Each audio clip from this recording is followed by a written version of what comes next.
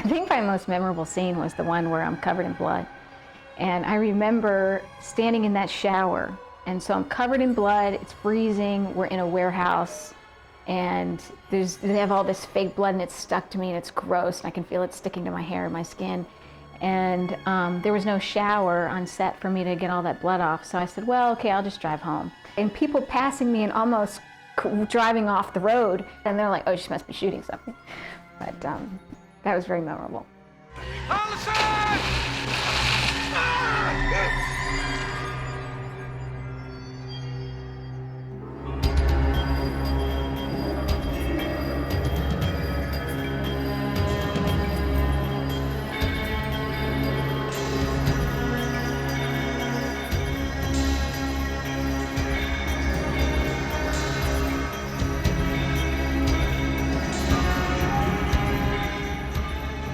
I think my earliest influence was Mae West.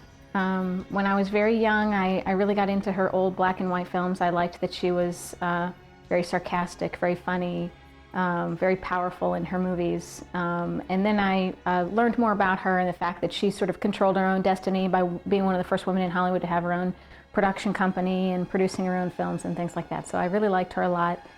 Would write to her, I think, since the time I was 8 years old. Had little pictures of her all over my room and stuff. So she was my first sort of real film idol, which is unusual considering that I was 8 and I chose this iconic 1920s, 1930s, you know, black and white star to be my role model. But that's how I first became interested in it. I was discovered because when I was 14 years old, my best friend and I entered 17's cover model contest in 9th grade. And we entered it sort of mocking the contest, and so we took these ridiculous photographs with the fans blowing on our hair. My sister took the photographs and loads of makeup and crazy hair and stuff, and then I actually got chosen as a semifinalist. So I went down to New York and met with a woman by the name of Barbara Jarrett, and she had discovered Brooke Shields and Elizabeth Shue and Lori Loughlin, and she wanted to sign me and sort of work with me and send me to classes and start sending me out. And it took a couple years for my dad to come around, but he did. And then when I was 16 probably, I started going into Manhattan by myself on the train. It was about an hour train ride, and just knocking on doors and going to audition after audition after audition. And I got very, very lucky. When I was 17 years old, I got chosen to star in Like Father, Like Son with Kirk Cameron, and that's kind of how I broke in. Prior to that, I had done a couple commercials, and so that was paying the rent. And that was generating some buzz within the field a little bit. But it was really that first big break in that movie that set me on that path. You sure you're okay? Do I know you? Allison Clement? I sit next to you in chemistry. Wes had been looking for a long time for someone to play the role of Allison, and he was coming right off of Nightmare on Elm Street. So I remember seeing Nightmare on Elm Street in a DC movie theater and being, you know, it scared the living daylights out of me. And I think that that's what really drew me in at first, was the opportunity to be able to even just meet with him, like the guy that created Nightmare on Elm Street. He must be a pretty cool guy. So that's why I agreed to go ahead and go to the audition. And then when I got to the audition, Wes is so funny and so down to earth and so likable that you can't walk out of a meeting with the guy and not want to work with him. And so he had this house in Santa Monica where he would have cast rehearsals, and so we'd meet there at the house. And I remember there was this very tall stairway leading up to his front door, and next to his front door was an actual electric chair that he had kind of on the porch. So that's how he would greet people. And then he would have little things hidden all over the house that would catch you by surprise, like a plastic snake that looked very real. So you would come around the corner in the bathroom or in the hallway or something like that. So he was constantly, you know, gagging people. And his house was kind of like a maze like that. But so that was one of my favorite things about Wes, his sense of humor and his mischievousness, for sure. Time to die, sweetie. Don't even think about it, Pinker. Cooper, for your own sake, fight him. I think that Allison's strength is one of the things that kind of brought me around to wanting to accept that role and to do that role, because it was a non-traditional role. In most horror movies or slasher films, you know, the girls are screaming and they're kind of almost annoying, and as an audience member you tend to sit in the audience and yell at them like, oh my God, you're so stupid, don't go in there, you know, things like that, right? So that's your sort of typical horror film heroine, and she was a little different. So I liked that. I liked that she had a real warmth to her. And then the part that was really very interesting to me during the production of the film was all the special effects. So when you are working on a film like that where you're playing a ghost, you're not actually on set with anybody. You're on a whole separate set. You've got a green screen, you've got a camera, and you've got little black pieces of tape on light posts that you have to look at. One is Pinker and one is Jonathan. And you have to evoke emotion, and you have to drop, everything in that scene that your character's supposed to be reacting to. And that's incredibly challenging. That was some of the most challenging work I ever had to do, was to emote to a flagpole. That was very hard, but fascinating. And then once you see it in post-production and you see how it all kind of comes together, it's really neat. It's beautiful.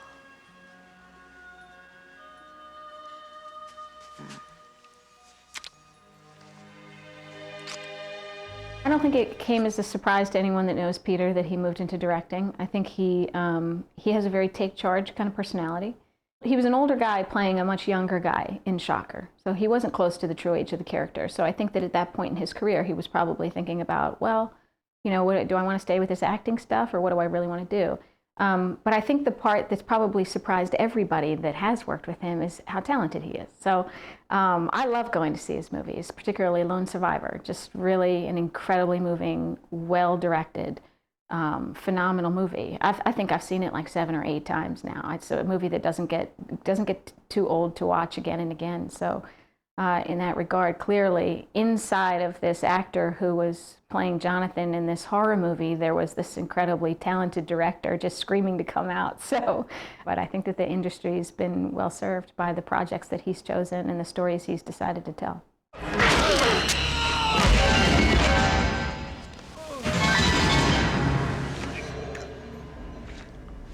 Get out of my way, bitch. I need a body. Go back to hell where you belong, Pinker. Mitch is kind of a regular guy. He's a really nice guy, and really laid back and easygoing and unpretentious. And so it's interesting to sort of know him off camera and sit around and, shoot the shit with him and joke around with him, and then see how he transforms into this incredibly evil person. So it's very interesting because he's not like that at all.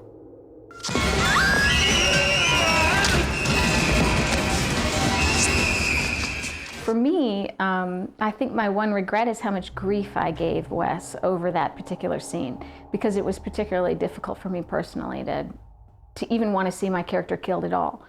So I think it was probably hard for him. There was debate about whether my character was going to be discovered clothed or unclothed, and we had a fierce discussion about that. And ultimately, he decided clothed.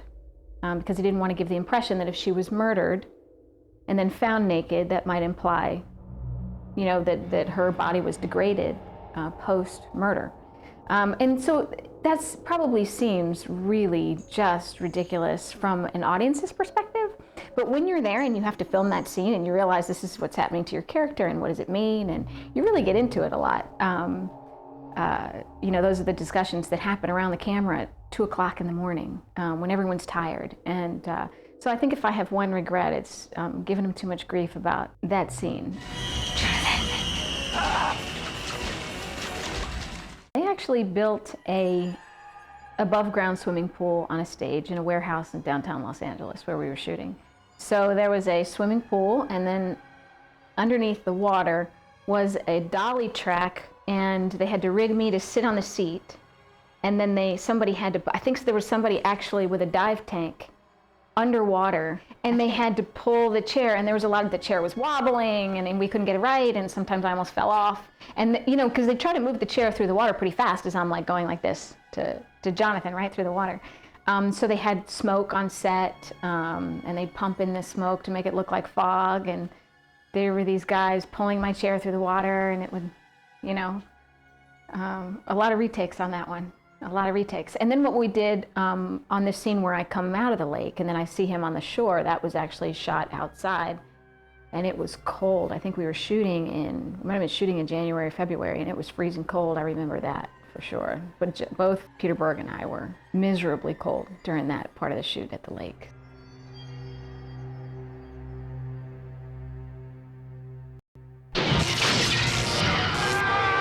I don't think he's dead. Contact. Wes Craven brings you his greatest creation. No more! Shocker. I first saw the final movie, I think it was at the premiere. I think we had a big premiere for it. I'm trying to remember where we had the premiere. It was either in Westwood or on Hollywood Boulevard, I can't remember. But I remember that as part of the whole get-up for the press, they had an electric chair there, and I was about 8 or 9 months pregnant, I think. Really big showing. And I was like, "Ooh, the electric chair is here."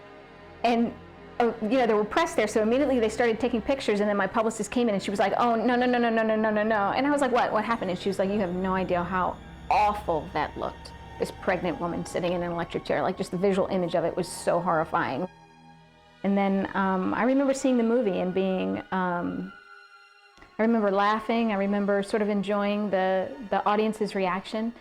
It's really hard when you're in a movie to kind of sit back and really enjoy it and kind of watch it in the same way you might watch just a movie when you go to the movie theater, because you're up there critiquing everything or saying, "Oh yeah, I remember that," or "Oh, they used that take. Why did they use that take?" And stuff like that is going through your head. So it's really hard to sit back and just kind of enjoy the ride. Allison, I don't think you should. As you get a little bit older in your 20s, your options start to become a little more limited in terms of the roles that you're being offered. And so I could be naked, or I could be dead, or I could be naked and dead if I didn't want to limit myself.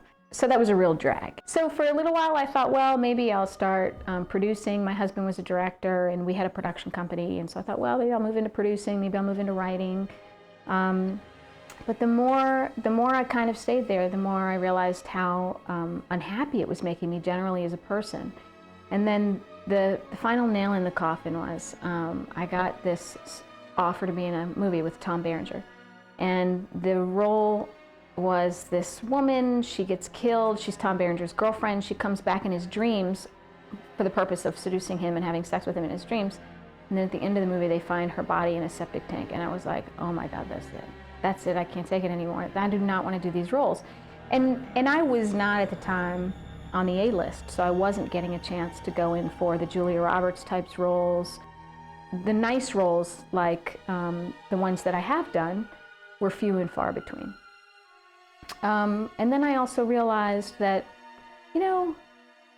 it's not fulfilling to me to be constantly worried about what I weigh, what I look like, who's prettier, who's, who I have to compete with and all of that. Like I thought, what do I really want to contribute to the world? And that's when I stepped back and I said, you know what, I really want to be of service to people. I want to do something that makes a difference. That's what's going to make me happy. And so that was it. I pulled the plug. I think everybody was surprised. I think my agents were definitely surprised. I think that some of the previous people that I had worked with, like Denise Denovi and stuff like that, were kind of like taken aback. But it was definitely the right choice. I feel, looking back on my life now, I work on issues involving the rape of children, and saved thousands of kids, rescued them directly from harm. So at the end of my days, whenever that comes, that's gonna feel good when I can reflect on that and go, oh, I didn't spend 30 years worrying about getting older and, worrying about, am I sexy enough to be in this ad or in this movie or not? It just doesn't even matter. So that's why I did that.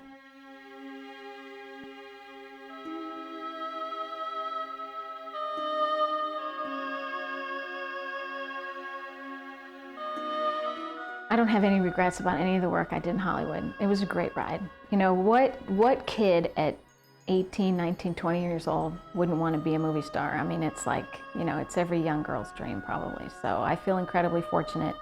I don't have any regrets. What's really interesting to me over the years is when you've done a movie like Shocker and then you kind of move on and you change your life like I have, and you're out of the industry, and it's like, that's like a whole, you put it in a box somewhere and it's like this thing you did once, is that occasionally when I run into people people still love that movie. Like, they talk about it. It's like one of their favorite all-time horror movies. And that's really fascinating to me, that like even this generation now is still watching that movie. And yeah, that has really stuck around. People are very attached to Shocker. It's fascinating. You'll never be apart from me again, ever.